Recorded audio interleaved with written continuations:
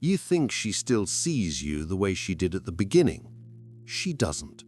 Something shifted, something subtle, something you can't quite name, but you feel it in the space between her words, in the way she looks at you when you make decisions, in the temperature of her respect. This isn't about blame. This isn't about gender wars or outdated masculinity. This is about perception, about the invisible architecture of attraction, about the psychological mechanisms that govern how one human evaluates another's strength. And here's what nobody tells you. Strength isn't what you think it is. It's not muscles, not money, not dominance. It's a frequency, a behavioral signature, a pattern of responses that either signals sovereignty or submission. And she's reading that signal whether she's conscious of it or not. Let's examine the 20 signs that her perception of your strength has begun to erode. Not to shame you, not to create paranoia, but to awaken you to the dynamics you have been blind to. Because awareness is the first act of reclamation. Sign 1. She makes all the decisions now. You think you're being accommodating. You're not. Notice how you've stopped choosing. Restaurants, weekend plans, where to live, what to do. You've outsourced your decisional sovereignty to her, believing this makes you considerate. It doesn't. Let's examine what's actually happening in her psychology. Every time you say, "I don't know, what do you want?" you're creating a vacuum. And vacuums in relationship dynamics get filled with resentment. The truth is this: decision-making is an expression of direction, and direction is the foundation of masculine polarity. When you abdicate choice, you abdicate leadership, not the domineering kind, the navigational kind. She doesn't want to be your mother, she wants to be your partner. And partners require someone who has enough conviction to point towards something and say, "this way." Now here's what happens when you consistently defer. Her attraction doesn't disappear overnight. It evaporates, cell by cell, decision by decision. Sign 2. She overrides your choices publicly. You suggested something, a plan, an idea, a direction, and she corrected you in front of others. Not as collaboration, as contradiction, as if your input needed adult supervision. Notice how you responded. Did you retreat, laugh it off nervously, agree with her correction to avoid conflict? The truth is brutal. She's testing the structural integrity of your frame. Your frame is the psychological boundary that says, "This is my reality, my perception, my decision, and I'm not apologizing for it." When she overrides you publicly and you collapse, she's confirmed something, not consciously, not maliciously, but confirmed nonetheless. You're not anchored, you're movable, you're weak. Sign 3. You ask permission for things you should just do. Is it okay if I go to the gym? Can I buy this? Do you mind if I see my friends? You think this is respect. It's not. It's subordination. Let's examine the pattern. You've confused consideration with permission-seeking. Consideration means being aware of impact. Permission-seeking means being afraid of disapproval. Notice how the language has shifted. You're no longer informing her of your plans as an autonomous adult. You're asking her if you're allowed to have them. Now, here's what happens when this becomes your default. She loses respect for you the same way a child loses respect for a parent who can't say no. Boundaries create attraction.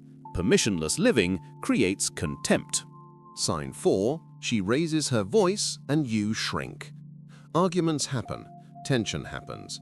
But notice what happens when her volume increases, when she escalates, when she gets emotional.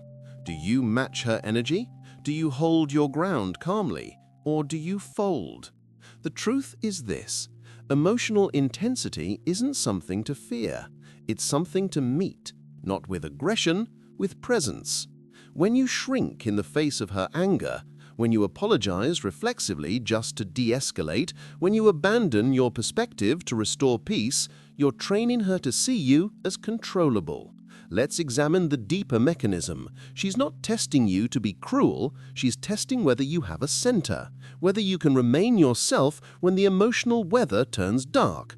And every time you collapse, you confirm that you don't. Sign 5. You apologize for things that aren't your fault. I'm sorry. You say it constantly, for everything, for things you didn't do, for her bad mood, for traffic, for the weather. You think this keeps the peace. It doesn't. It erodes your credibility. Notice how the apology has become a reflex, a conflict avoidance mechanism, a way to make her emotional discomfort your responsibility. The truth is uncomfortable. Over-apologizing signals that you believe you're always wrong, that your perspective is inherently less valid than hers, that you exist to manage her feelings. Now here's what happens when you apologize for existing. She stops taking your apologies seriously. They become noise. And when you actually do something worth apologizing for, she won't believe you. Sign 6, she threatens and you panic. Maybe we shouldn't be together. I'm done. I can't do this anymore. She said these words, and you scrambled, begged, negotiated, promised to change everything about yourself to make her stay. You think this shows you care. It shows you're terrified of abandonment. Let's examine what's actually being communicated. When you panic at the threat of loss, you're revealing that your identity is wrapped up in her approval, that you need her more than you need yourself. The truth is this: threats only work on people who are afraid, and attraction dies in the presence of fear. Notice how she doesn't threaten to leave anymore, or if she does, it's with more certainty, because she's learned that you'll bend every time. Sign 7, she talks over you regularly. You're speaking, explaining something, sharing a thought, and she interrupts, not once, not accidentally, habitually. You think she's just enthusiastic or distracted. She's not. She's dismissive. Notice how you respond. Do you pause and let her speak, then resume your point? Or do you just stop, fade into silence, accept that what you were saying wasn't important? The truth is this: being talked over is a dominance display, not always conscious, but always revealing. Let's examine the dynamic. In the beginning, she hung on your words. Now she doesn't believe you have anything worth waiting for. That shift in attentiveness is a respect barometer. And when you allow yourself to be silenced without reclaiming your voice, you teach her that you're not worth listening to. Sign 8. She mocks you in front of others. He can't even fix a shelf. You should see him try to navigate without GPS. He's basically useless with tools. She's laughing, everyone's laughing, and you laugh too, because what else can you do? You think this is playful banter. It's not. It's public humiliation disguised as humor. Notice how it makes you feel afterward. Small, embarrassed, emasculated. But you don't say anything because you don't want to seem sensitive. The truth is brutal. When a woman respects a man, she protects his image, even in jest, especially in jest. Now, here's what happens when mockery becomes the norm. Her attraction for you doesn't just decrease, it inverts. She begins to feel a quiet contempt that she can't quite name. Sign 9. She compares you to other men. Sarah's boyfriend just bought her. My friend's husband would never. I saw a guy at the gym who... She's showing you other men, holding them up as standards, letting you know there's a measurement system and you're falling short. You think she's just making observations. She's not. She's telling you you're replaceable. Let's examine the psychological function. Comparison is a tool of leverage. It says, I have options, I'm evaluating, and right now, you're not winning. The truth is this: a woman who respects your value doesn't need to reference other men. She's too focused on what she has. Notice how this makes you feel inadequate, anxious, like you need to compete with shadows. That anxiety, that's the point. Sign 10. She dismisses your feelings. You expressed something, a hurt, a concern, a boundary, and she rolled her eyes, told you you're being dramatic, said you're too sensitive. You think maybe she's right, maybe you are overreacting. You're not. Notice how this pattern operates. Emotional invalidation is a control mechanism. It teaches you that your inner experience isn't real, that your perceptions don't matter, that only her reality counts. The truth is uncomfortable. When someone consistently dismisses your feelings, they're training you to dismiss yourself. Let's examine what this does to you. You stop trusting your instincts. You stop voicing discomfort. You become easier to control. And the moment you became easier to control, you became less attractive. Sign 11. Physical intimacy feels transactional. Sex used to be spontaneous, electric, mutual. Now it feels like a negotiation, a favor, something she's giving you, not sharing with you. You think this is just a phase, stress, life happening. It's not. It's a symptom of how she perceives your value. Let's examine the deeper truth. Sexual attraction is a response to perceived strength, not physical strength, psychological strength, the strength of presence, of certainty, of unshakable self-possession. When that perception shifts, desire doesn't just decrease, it transforms into obligation. Notice how she's less present during intimacy, how it feels mechanical, how you sense her mind is elsewhere. The truth is this: you can't negotiate desire. You can't logic someone into wanting you. Attraction operates on a different frequency entirely. Now here's what happens when you try to force connection through guilt or persuasion. You make it worse. You confirm that you don't understand the game being played. Sign 12. She pulls away from your touch. You reach for her hand. You go in for a kiss. You try to initiate closeness. And she recoils, slightly, subtly, but you feel it. You think she's tired, not in the mood, having a bad day. Maybe, or maybe her body is telling you what her mouth won't. Notice how physical touch is a truth teller. It bypasses social performance.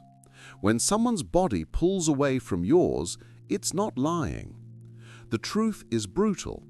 Physical aversion is the final stage of respect erosion. It means the perception shift isn't just mental, it's visceral. Let's examine why this happens. Her nervous system is responding to what it detects. And what it's detecting is weakness. Not your body, your energy, the frequency you're transmitting. And that frequency is creating distance where there used to be magnetism. Sign 13. She seeks advice from others instead of you. Something happened, a problem, a decision, a crisis. And she called her friends, her father, a co-worker, anyone but you. You think she's just getting different perspectives. She's not. She doesn't trust your judgment anymore. Notice how this makes you feel, irrelevant, like a bystander in her life rather than a partner in it. The truth is this: when a woman sees a man as strong, he's her first call, her trusted advisor, the person whose perspective she values most. When that changes, it's not about the specific situation, it's about your credibility. Let's examine the mechanism. Trust in judgment is built through pattern recognition, through seeing someone make good decisions repeatedly, through watching them handle pressure without collapsing. And somewhere along the line, you stopped demonstrating that. Sign 14. She handles problems without telling you. The car broke down. She dealt with it. Something went wrong at work. She handled it. A conflict arose. She resolved it. And you found out later, as an afterthought. You think she's just being independent. She's not. She's stopped seeing you as useful. Notice how you used to be her partner in problem solving. Now you're just a person who lives in her house. The truth is uncomfortable, but competence creates attraction. When she stops involving you in challenges, it's because she doesn't believe you'll add value. Now here's what happens when you're consistently bypassed. You become ornamental, present but not essential, there but not necessary. And nothing kills attraction faster than unnecessary. Sign 15. She takes charge in public situations. You're at a restaurant and there's an issue with the order. She handles it. Someone's being rude or inappropriate. She handles it. A situation requires assertiveness or leadership. She handles it. And you watch, silent, passive, grateful she stepped in. You think you're letting her shine. You're not. You're hiding. Let's examine what this communicates. Every time she has to be the one who speaks up, who confronts, who leads, she's performing masculinity that you've abdicated. The truth is this: she doesn't want to be the man in the relationship. She wants you to be. Notice how exhausting this is for her, how she's had to develop a harder edge because you wouldn't develop a spine. Sign 16. She makes financial decisions unilaterally. Money used to be discussed, budgets were collaborative, major purchases were mutual decisions. Now she just does what she wants, buys what she wants, decides what gets paid and what doesn't. And you go along with it. You think this is her being in control of finances. It's not. It's her not trusting you with responsibility. Let's examine the pattern. Financial leadership isn't about earning more. It's about demonstrating wisdom, foresight, the ability to plan and execute. When she stops consulting you on money, it's because she doesn't believe you have those qualities. The truth is brutal. Financial exclusion is a form of disrespect. It says, "I don't trust your judgment with resources." Notice how this makes you feel, like a child given an allowance, not a partner building a life. Sign 17. She stops asking your opinion. What do you think? She used to ask that about everything. Your perspective mattered. Your input shaped decisions. Now she doesn't ask. She just tells you what's happening. You think she's just become more decisive. She hasn't. She's stopped valuing your perspective. Notice how this manifests. She makes plans without you, chooses things without your input, lives her life as if your opinion is irrelevant. The truth is this: asking someone's opinion is an act of respect. It says, your perspective matters to me, your thoughts have weight. When that stops, it's not about the specific questions, it's about your perceived wisdom. Let's examine why. If she believed you had valuable insights, she'd seek them. If she believed your perspective could enhance her decisions, she'd want it. But she doesn't, because somewhere along the line, she stopped experiencing you as wise. Sign 18. She becomes your critic, not your supporter. You shared an idea, a dream, a goal, and her first response was doubt, criticism, a list of reasons why it won't work. You think she's being realistic, protective, trying to save you from failure. She's not. She doesn't believe in your capability anymore. Notice how this has shifted. In the beginning, she was your biggest cheerleader. Now, she's your biggest skeptic. The truth is uncomfortable. A woman who respects a man's strength supports his ambitions, even if they're risky, even if they're uncertain, because she trusts his ability to navigate difficulty. When that trust erodes, support transforms into sabotage disguised as concern. Let's examine the mechanism. Constant criticism is a projection of her anxiety. She doesn't believe you can handle failure. She doesn't believe you can adapt. She doesn't believe you're resilient. And that belief becomes a self-fulfilling prophecy. Sign 19. She stops defending you to others. Someone criticized you, your work, your choices, your character, and she was silent, or worse, she agreed with them. You think she's just being honest, not blindly loyal. But notice what's actually happening. Partnership includes protection, not enabling, protection. The truth is this: when a woman respects a man, she defends his reputation, even when he's not there. Especially when he's not there. When she stops doing that, when she allows others to diminish you without consequence, it's because she started to see you the way they do. Let's examine what this reveals. Public loyalty is a respect indicator. Private criticism is healthy. Public abandonment is betrayal. And every time she fails to defend you, she's telling the world and herself that you're not worth defending. Sign 20. She talks about the future without you in it.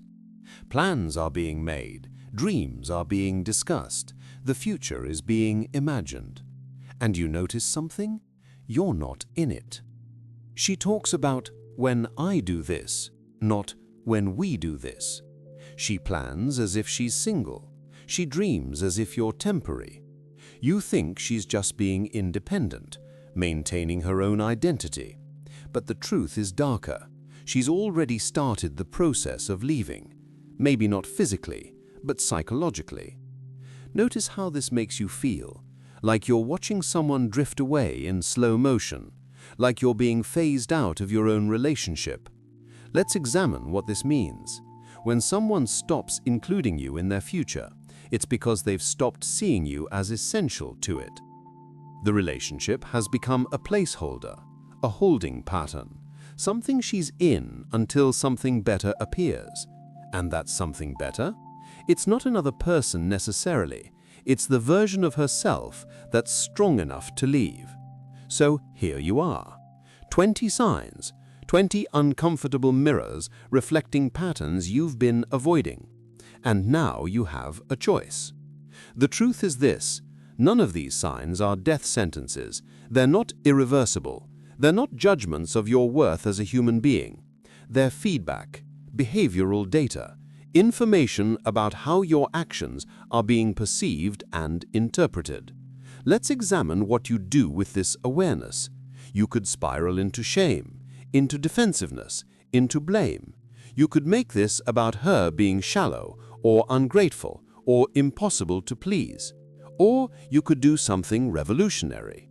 You could take radical ownership of your presence. Notice how empowering this actually is. If her perception of your strength has eroded because of your behavior, that means you have agency. You can change the behavior.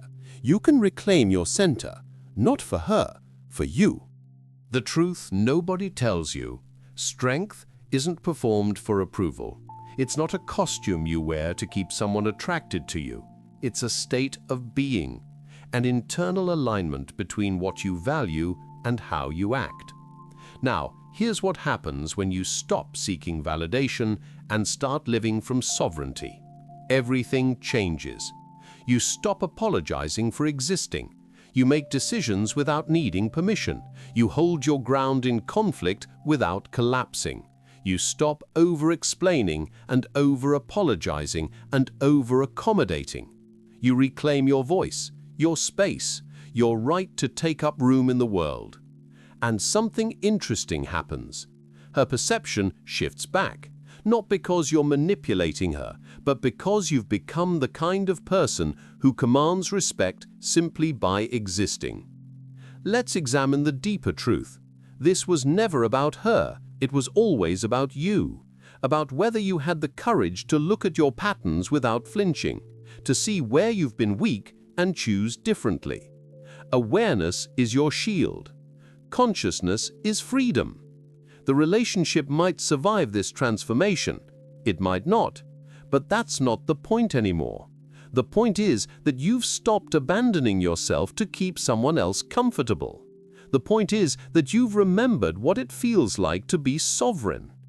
And once you remember that, you can never fully forget it again. This is the work. Not controlling her perception. Becoming the kind of man whose strength is so undeniable that perception becomes irrelevant. The signs were never the problem. Your response to them was, and now you know. What you do with that knowledge, that's where your power lives.